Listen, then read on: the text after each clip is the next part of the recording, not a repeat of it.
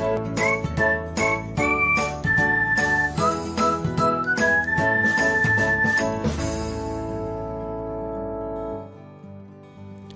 everyone, welcome back to another episode of Technologyglance. In this video, I'm going to guide you through how you can enable email notifications for group board updates on Pinterest. So, let's get started.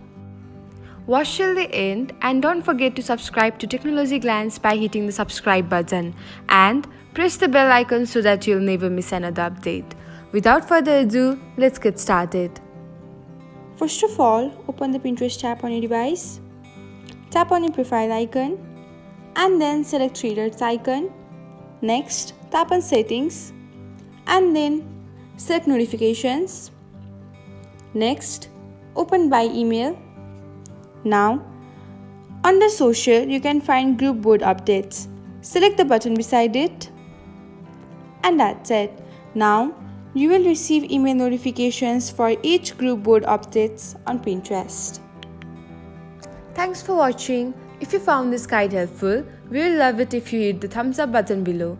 We upload great new tech tutorials like this one every day. So, don't forget to subscribe to our channel and hit the bell icon to get an update as soon as we post a video.